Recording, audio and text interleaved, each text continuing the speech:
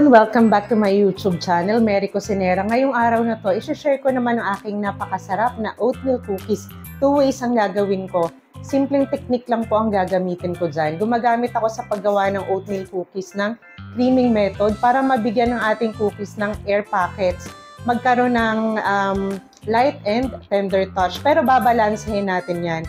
Itong oatmeal na gagamitin natin, ang old-fashioned, ito ay may karakteristik ng pagiging nutty flavor at saka chewy na siya.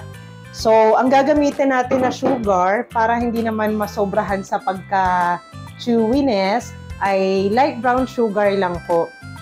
Then, gagamit tayo dyan ng butter. Magandang klaseng butter ang gamitin natin para ma-achieve natin yung sarap na gusto natin.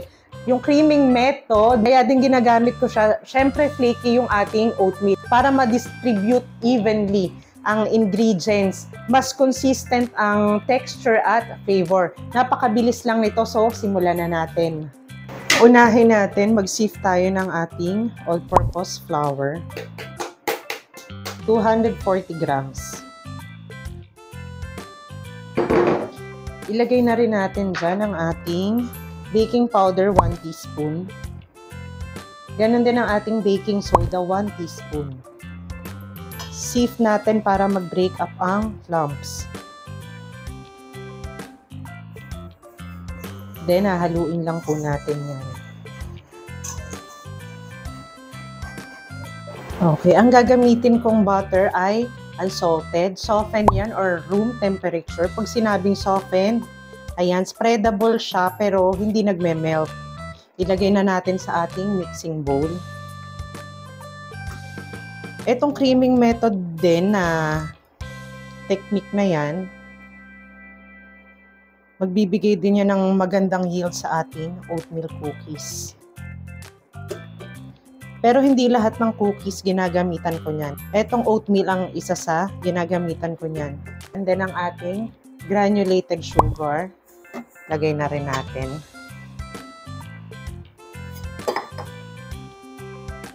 Ganon din ang ating light brown sugar. I-cream lang natin yan ng low to medium speed hanggang sa maging light and fluffy na. Mga 2 to 3 minutes.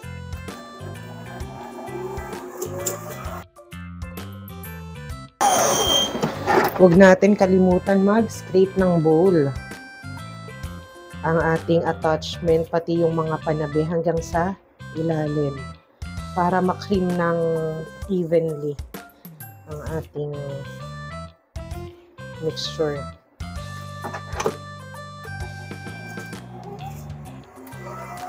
Okay, ngayon light and fluffy na. Mag-add na tayo ng eggs. 2 large eggs, 1 at a time lang.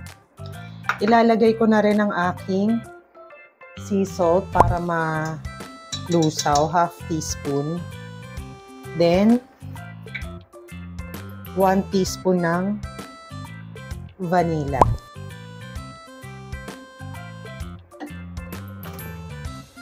Cream ulit natin.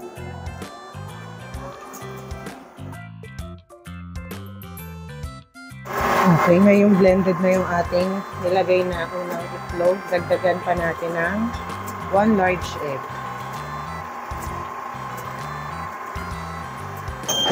Scrape ulit natin ang bowl 1 more time.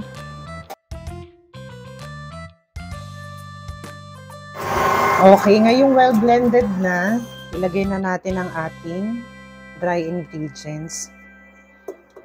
Ngayon, low speed lang po para hindi naman magliparan ng ating mga dry ingredients.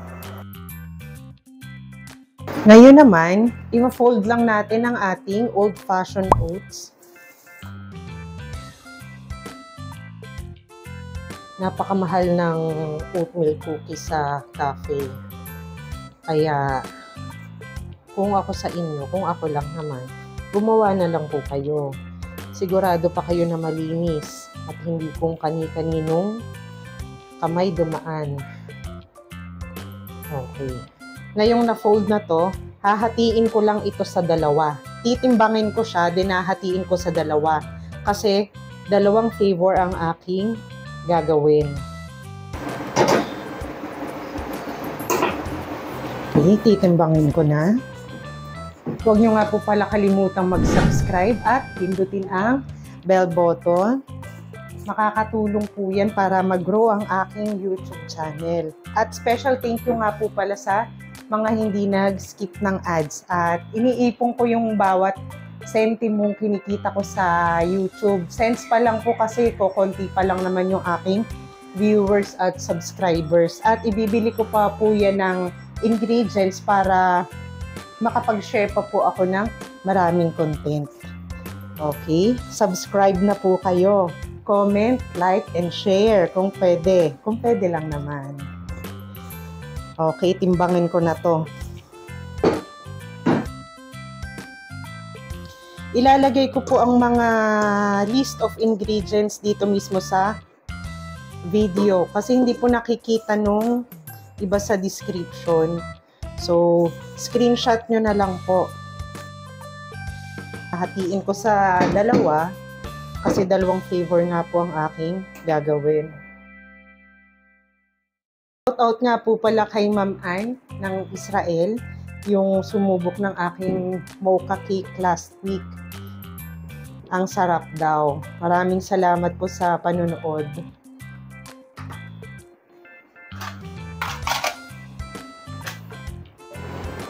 Okay. Etong isa, lalagyan ko ng raisins. Eto namang isa, lalagyan ko ng dark chocolate droplets. Fold lang natin. Itong may raisins, lalagyan ko yan ng white chocolate chunks, pero sa ibabaw na lang. Kasi mamaya, lalagyan ko pa yan ng decadent twist para naman ma-upgrade ang ating traditional oatmeal cookies. After pa nating i-bake. At saka natin gagawin. Okay. Eto, fold lang din.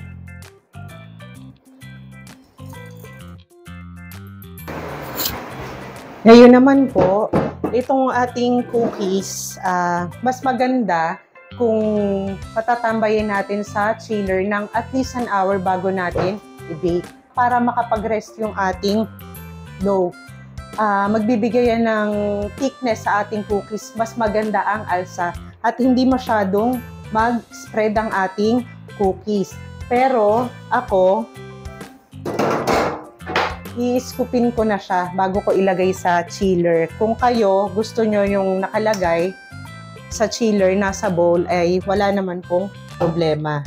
Ang gamit ko po na scooper ay 1 tablespoon lang. Ayoko nang masyadong malaki o malapad yung cookies.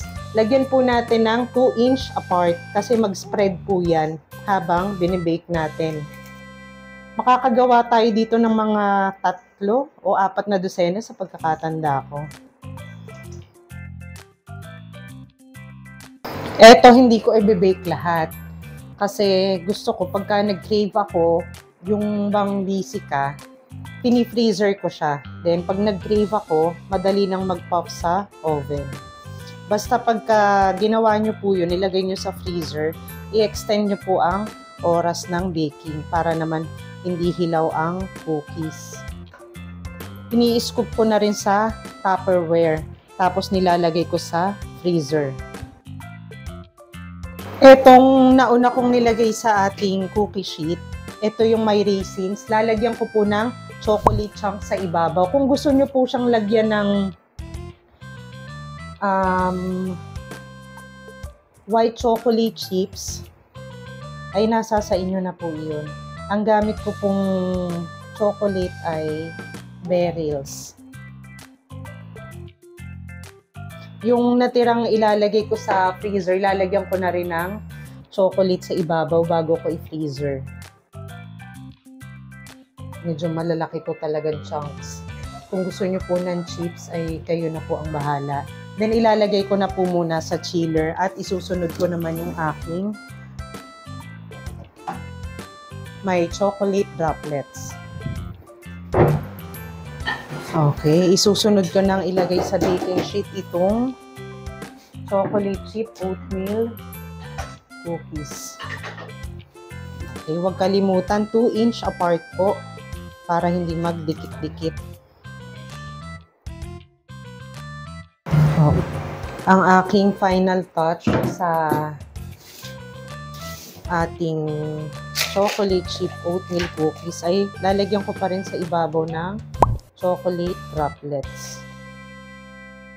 Eto po sila sa chiller. Patatambayin ko ng at least 1 hour.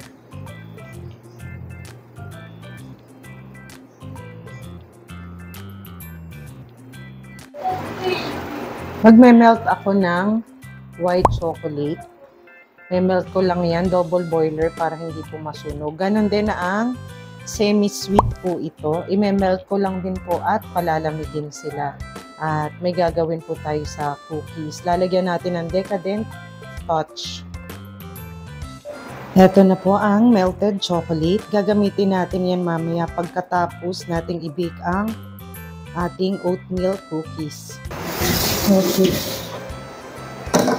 Nag-preheat na po ako ng oven, 350 degrees Fahrenheit. Ibe-bake ko lang po ito ng 12 to 14 minutes hanggang sa mag-puff yung edges ng cookies. O kaya, pagka hindi nabasa, pwede na yon. Pwede nyong i-extend hanggang 14 minutes lang po para naman masarap yung ating cookies. Kasi kapag ka nasobrahan, titigas na ang ating cookies. Gasol yung gamit ko. Ilalagay ko sa ibabaw itong may raisins and white chocolate chunks. Kasi gusto ko dito sa chunks, kaya inibabaw ko siya. Gusto ko medyo mag-brown yung kanyang panabi at ang sarap, dagdag flavor. Pero kung ayaw nyo po ng ganun, pwedeng ihalo nyo na mismo sa mixture ang white chocolate chunks o kaya right after baking at saka nyo po ilagay. Isang masarap pa na chocolate na panlagay dito, lagyan nyo ng isang peraso lang ng white chocolate pieces. Pero kung gagamit po kayo ng white chocolate pieces, i-freezer nyo po kasi napakabilis mag-melt. Right after na tanggalin nyo sa oven, tsaka nyo po ilubog. Yan kung ayaw nyo ng medyo mag-brown yung ating white chocolate chunks. Ito namang ating may chocolate droplets, ilalim ko lang siya. Okay. Ibe-bake ko na po ito. Ito sa ibabaw, yung may white chocolate chunks. Ito naman sa ilalim yung may chocolate droplets. Ito punong-puno ang freezer ko, kaya hindi ko na i-freezer din yung tira. Magdadalawang salang na lang ako sa oven.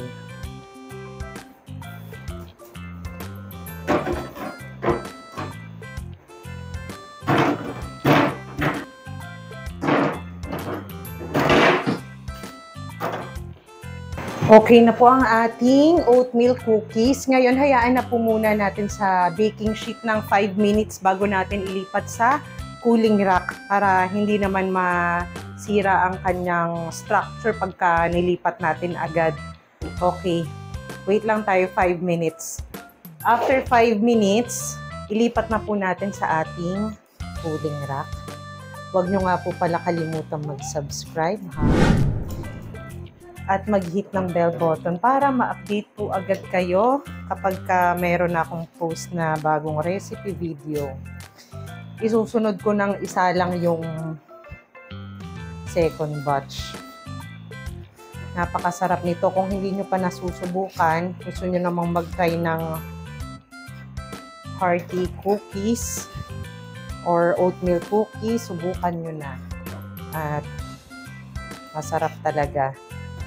Dito ko na rin po i-bake yung natitira.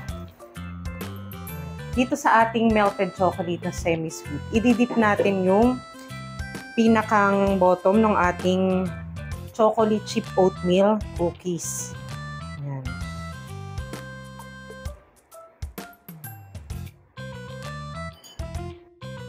Pagka-dip lang natin sa melted chocolate, palamigin natin ng nakabaliktad.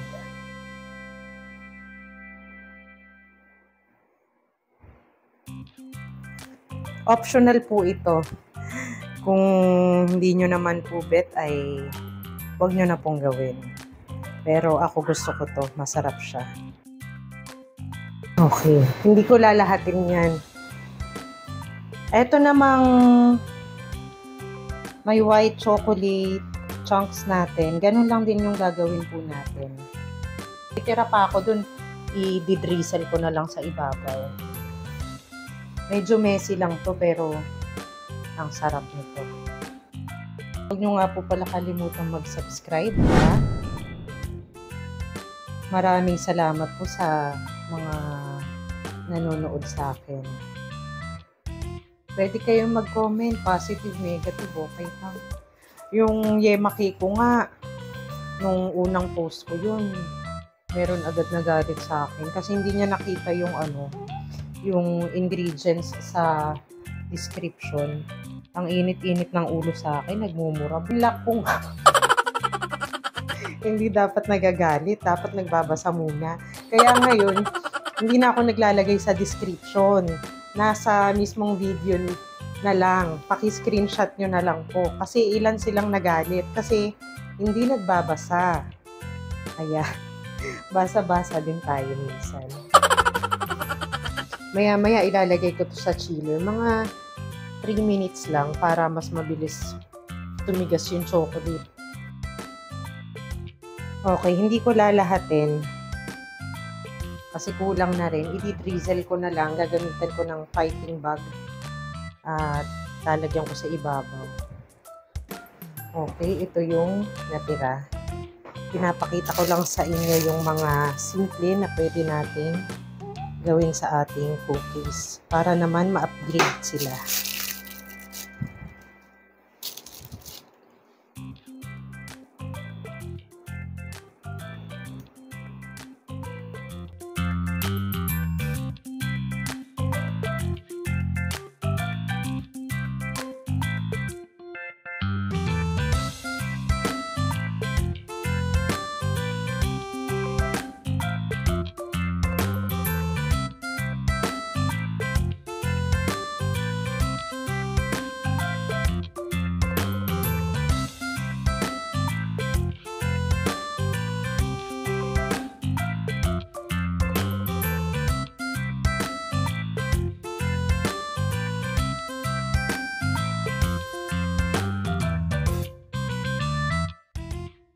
Okay, nag-picture taking na muna ako kaya sama-sama na to. Tikman natin.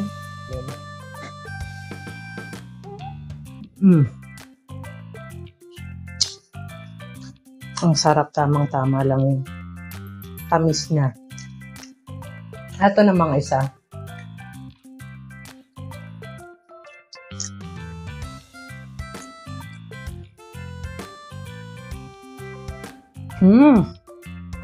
Ang sarap, dagdag flavor talaga yung ginawa ko. Ang sarap niya. Na-upgrade yung ating traditional oatmeal cookies. Chewy and tamang-tama lang yung tamis niya.